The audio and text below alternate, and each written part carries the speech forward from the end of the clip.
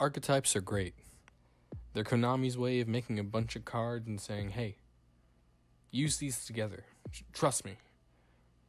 Along the way, duelists started shoehorning in other cards into decks that seemingly had no original intention of being in the decks they end up working well with. These supplementary or engine cards allowed decks to do a streamlined task they would otherwise struggle to fulfill if sticking strictly to their own in-archetype cards. I'm JC Theater Yu-Gi-Oh! And I often wonder if specific engines are actually worth it. Is the size of the engine too large? Is it consistent in what it tries to do? What are the drawbacks? And ultimately, is its purpose within a deck strategy important enough to actually decide to play it? I figured I'd start off with a fan favorite and a personal one as well. In today's episode of Engine Evaluation, we will be discussing Shaddolls.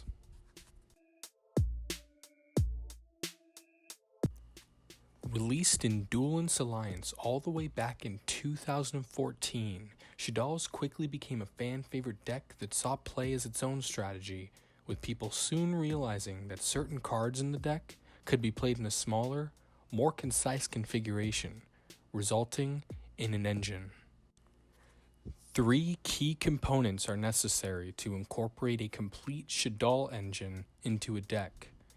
The first is the fusion card, known as Shaddoll Fusion, which is a normal spell that lets you fusion summon one Shaddoll monster from your extra deck.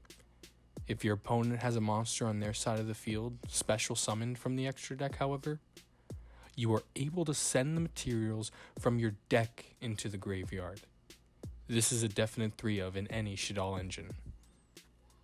The second key component of the Shaddoll engine is at least one copy of a Shaddoll monster in your main deck, which is usually kept to a minimum since you would like to never see it in your hand in order to maximize Shaddoll Fusion's deck sending effect. All of these main deck Shaddoll monsters are required to be sent by Shaddoll Fusion in order to bring out the fusion monsters. Each of these monsters activate an effect when they are sent to the graveyard by a card effect, aka they have effects that go off when they are sent to the grave by Shaddoll Fusion. Some notable cards used in a Shaddoll engine are Shaddoll Dragon, who when sent pops a spell or trap on the field, Shaddoll Beast, who lets you draw a card, Shaddoll Falco, which special summon itself back onto your side of the field face down, and then Shaddoll Hedgehog, which lets you add one Shaddoll monster from your deck to your hand. Beast and Dragon are the most versatile and greatest choices for the main deck. My personal pick is Beast for the free draw, but depending on the format, Dragon may also be a good choice to remove pesky back row annoyances. In the case of Falco and Hedgehog, they have more niche applications. Falco being face down makes it unable to be linked away for things, and Hedgehog makes you run more main deck Shaddoll monsters in order to utilize its effect. The final component to a Shaddoll engine is the fusion monster itself. Each of the 6 Shaddoll fusions require one Shaddoll monster and one of the 6 different attributes as fusion materials. Therefore, you want to play the fusion monster that corresponds with an attribute of a monster in your deck that you would like to see in the graveyard. They all share a common effect of when destroyed, they add back to your hand a Shaddoll spell or trap from the graveyard, which, through this engine, will just be Shaddoll Fusion itself. The Fire Fusion, known as El Shaddoll GRYSTA, is a level 7 Fire Rock with 2450 attack and 1950 defense, and has a quick effect that lets you negate an opponent's special summon if you have a Shaddoll in your hand, and then you send one Shaddoll monster from your hand to the graveyard. Due to its reliance on using Shaddolls in the hand in order to use its on-field effect, this is best kept with a pure or mostly pure Shaddoll deck. Either that or it can be used in Volcanics to send Shell and get a beater on field. The water fusion is known as Shaddoll Annoyatilis. This level 9 fiend with 2700 attack and 2000 defense has an effect in which neither player can special summon monsters from the hand or graveyard using spell or trap effects. You can smack out this bad boy as an instant FU to any Gishkis, Nekras, or actual good decks that heavily rely on spell and traps to get their ball rolling. An interesting side note is that this could be used with some level 9 support to make some interesting plays with World Legacy Monstrosity or something. There aren't too many good water monsters to specifically run for this one to send for its summon, but if you're already running a water deck, this card may be worth it to run depending on the matchup. The Earth Fusion is known as Shaddoll SHEKHINAGA, and it's a level 10 machine with 2600 attack and a big ol' 3000 defense.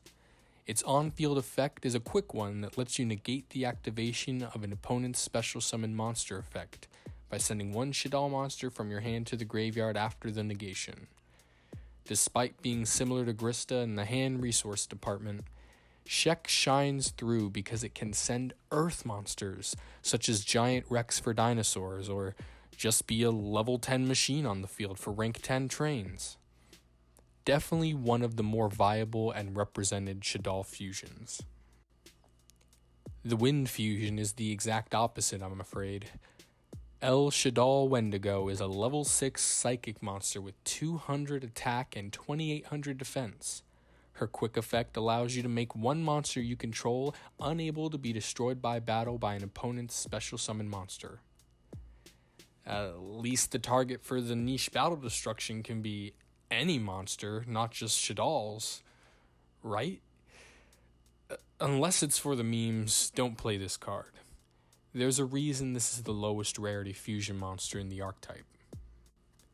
And the two most useful, well-known, and represented fusions are the Dark Winda and Light Construct.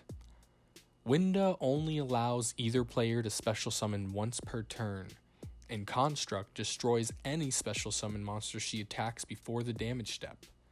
Additionally, Construct sends another Shaddoll monster from the deck to the graveyard, so she'd be best to use in a larger variant of the engine. I speak of these cards in tandem because there are so many light and dark attribute cards that can be sent by this effect that those could be a video all in its own. At the cost of a minimum of 4 main deck and 1 extra deck slots, I give this engine a B+. The whole point of this engine is to dump a specific monster in the graveyard to further plays. A weakness to this is not all decks can afford the potential extra monster zone clog that the fusion monster makes, resulting in this engine not being a very good starter play for certain decks. Additionally, some combo decks can't afford the potential 3 bricks that this engine gives you: the Shaddoll monster itself, and then the second and third copies of the fusion once the first one uses up the only Shaddoll in the deck. There's a reason Foolish Burial is limited. In a way, the Shaddoll engine is just a roundabout way of adding an extra copy of it into your deck. But you get the added benefit of summoning some cool, iconic monsters in a deck that you may never have thought was possible. And that, my friends, is the beauty of the Shaddoll engine.